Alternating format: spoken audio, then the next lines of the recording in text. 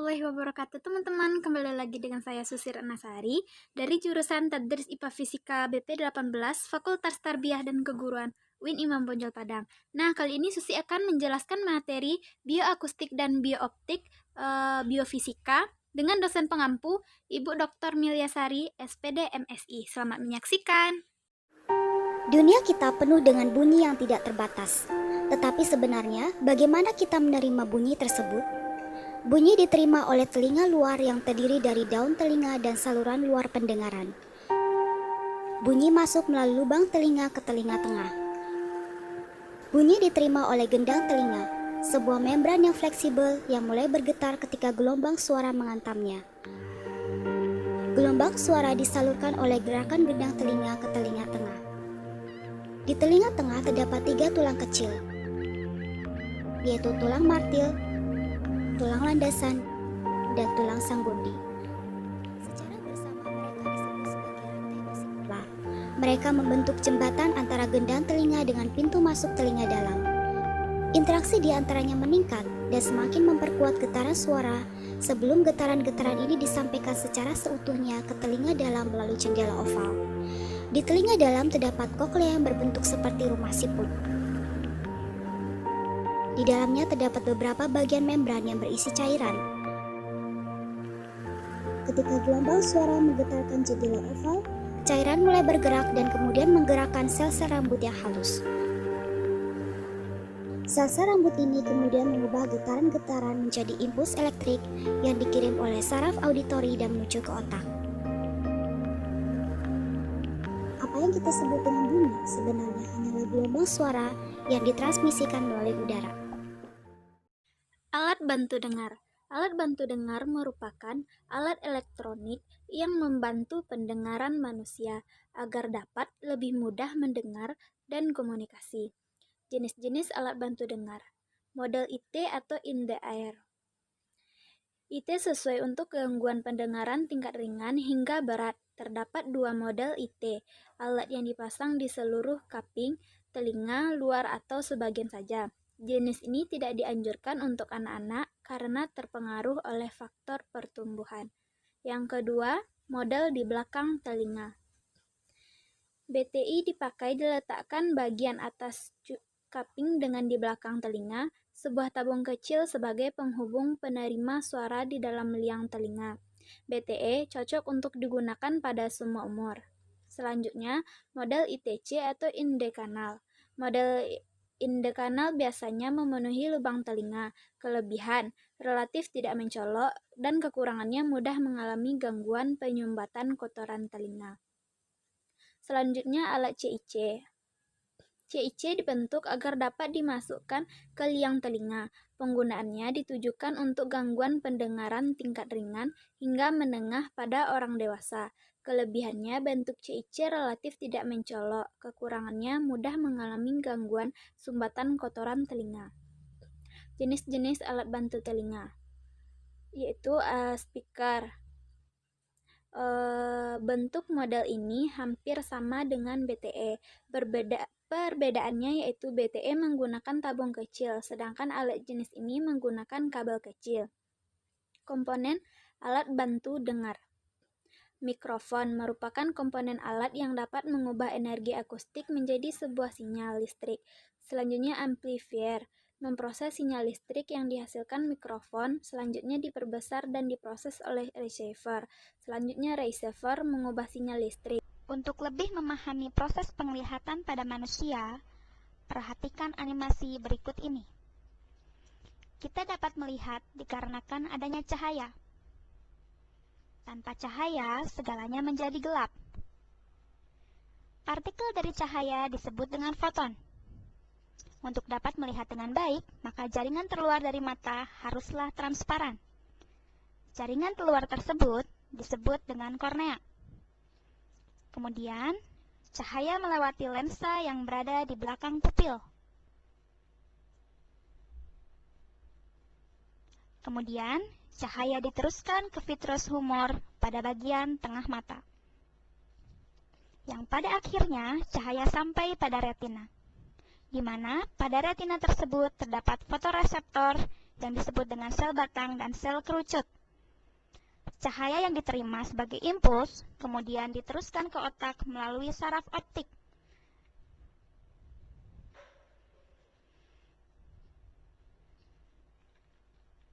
Yang kemudian menuju ke jalur optik. Selanjutnya, mekanisme pendengaran pada hewan. Yang pertama ada sistem sonar pada kelelawar, yaitu kelelawar dapat mengeluarkan dan menerima gelombang ultrasonik dengan frekuensi di atas 20.000 Hz pada saat terbang. Gelombang yang dikeluarkan akan dipantulkan kembali oleh objek yang dilewatinya dan diterima oleh receiver atau alat penerima yang berada dalam tubuh kelelawar. Yang kedua, sistem sonar pada lumba-lumba. Lumba-lumba akan memancarkan bunyi ke segala arah secara terputus-putus. Gelombang bunyi ini akan dipantulkan kembali bila membentur benda. Pantulan tersebut akan ditangkap kembali oleh lumba-lumba. Dengan cara tersebut, lumba-lumba dapat mengetahui lokasi, ukuran, dan pergerakan mangsanya. Lumba-lumba juga dapat mengirimkan pesan ke sesama jenisnya akan adanya bahaya. Nah, ini adalah contoh dari sistem sonar pada kelelawar dan sistem sonar pada lumba-lumba. Adaptasi fisiologi adalah cara makhluk hidup menyesuaikan diri dengan lingkungannya lewat fungsi kerja pada organ-organ tubuhnya. Jenis adaptasi tersebut cukup sulit untuk diamati sebab hanya terjadi pada bagian dalam organ tubuh makhluk hidup itu sendiri. Contoh-contoh adaptasi fisiologi pada hewan yaitu ikan yang hidup di laut beradaptasi dengan cara banyak minum tapi mengeluarkan urin sedikit dan pekat. Ikan yang hidup di air tawar beradaptasi dengan sedikit minum dan mengeluarkan urin yang banyak dan encer.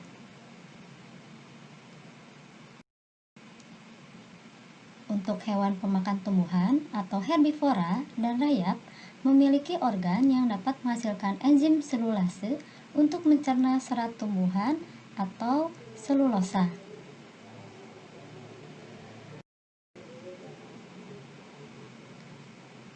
Burung hantu memiliki penglihatan yang tajam pada malam hari, sehingga memudahkan burung hantu untuk mencari makanan atau minuman.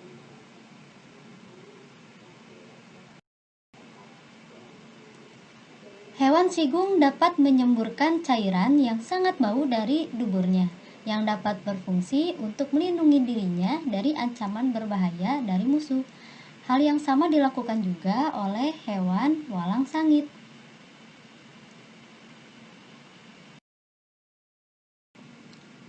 Adaptasi tingkah laku. Adaptasi tingkah laku adalah penyesuaian makhluk hidup pada tingkah laku atau perilaku terhadap lingkungannya dengan tujuan untuk menyembunyikan diri atau mengelabui musuhnya. Adaptasi tingkah laku ini biasanya dilakukan hewan untuk melindungi dirinya dari serangan musuh atau hewan lain yang akan memangsanya. Mimikri. Mimikri adalah tingkah laku hewan yang mengubah warna kulitnya sesuai dengan tempat di mana mereka berada. Contoh hewan yang melakukan mimikri adalah bunglon, lalat bunga, lalat buah, dan kelinci sepatu salju.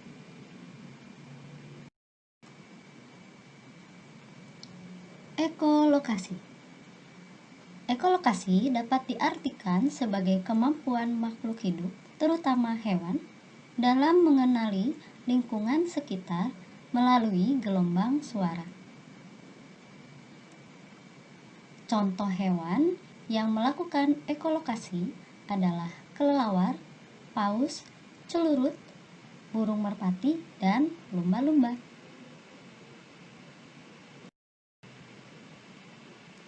Autotomi. Autotomi adalah sebuah perilaku hewan di mana hewan secara spontan memutuskan bagian ekornya atau organ tubuh untuk melindungi diri. Contoh hewan yang melakukan autotomi adalah cicak, kadal, dan tokek. Ketika cicak melakukan ototomi, maka mangsa yang pada awalnya ingin memangsa cicak akan teralihkan perhatiannya kepada ekor yang bergerak-gerak. Ekor yang putus bisa terus bergerak sampai 30 menit sehingga cukup memberikan waktu bagi cicak melarikan diri.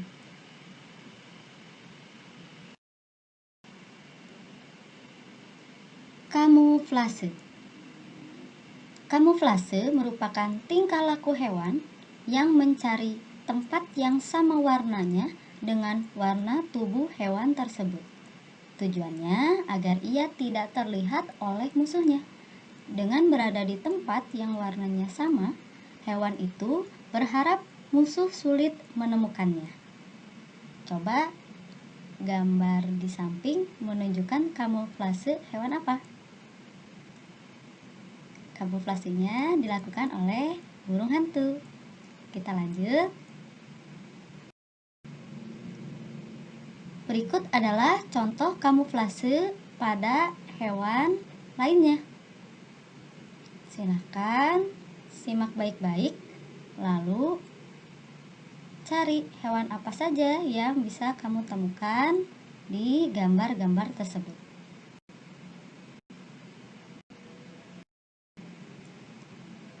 Kita berlanjut ke hibernasi. Hibernasi atau periode tidur panjang adalah hal yang umum terjadi pada tupai dan beruang. Aktivitas ini membuat metabolisme mereka turun secara drastis. Tujuannya untuk menghemat energi tubuh dan bertahan hidup selama musim dingin ketika makanan langka.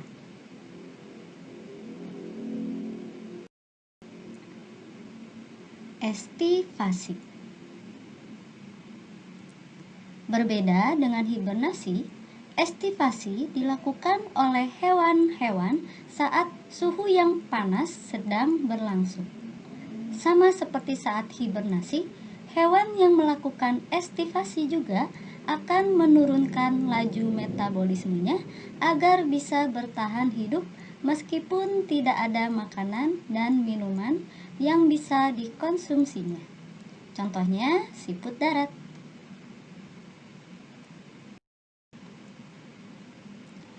Contoh adaptasi tingkah laku hewan lainnya, kita lihat ada gurita dan cumi-cumi. Gurita dan cumi-cumi akan mengeluarkan tinta jika merasa terancam.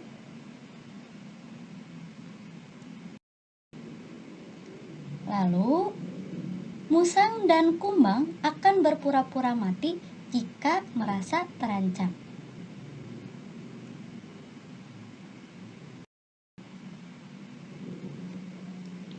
Kalajengking melindungi dirinya dari musuh dengan menggunakan sengatnya. Sengatnya ini mengandung racun yang dapat membunuh musuhnya. Selain kalajengking, hewan lain yang menggunakan zat racun untuk melindungi dirinya dari serangan musuh adalah kelabang, lebah, dan ular.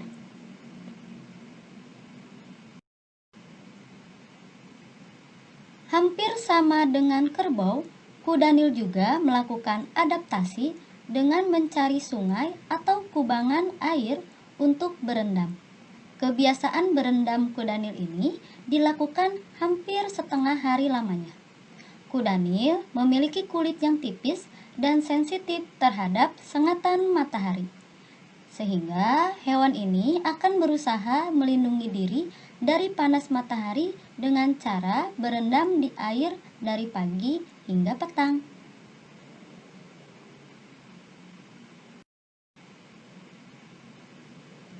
Kaki seribu atau luwing akan menggulungkan badannya sampai membentuk lingkaran untuk melakukan perlindungan diri. Bentuk tingkah laku ini dilakukan oleh kaki seribu jika hewan tersebut merasa terancam. Punggung tubuh kaki seribu yang keras akan menjadi perisai jika diserang oleh predator atau musuhnya.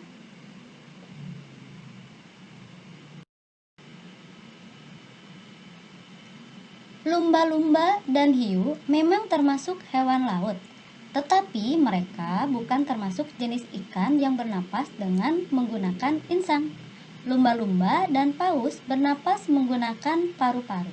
Sedangkan jika berada di dalam laut, paru-paru tidak dapat mengikat oksigen yang ada di dalam air, sehingga lumba-lumba dan paus harus melakukan adaptasi demi mendapatkan oksigen.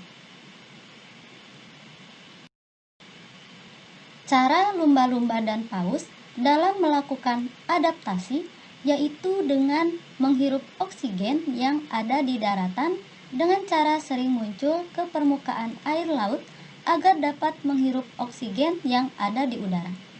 Lumba-lumba menghirup oksigen dengan menggunakan lubang udara yang berada di atas kepalanya.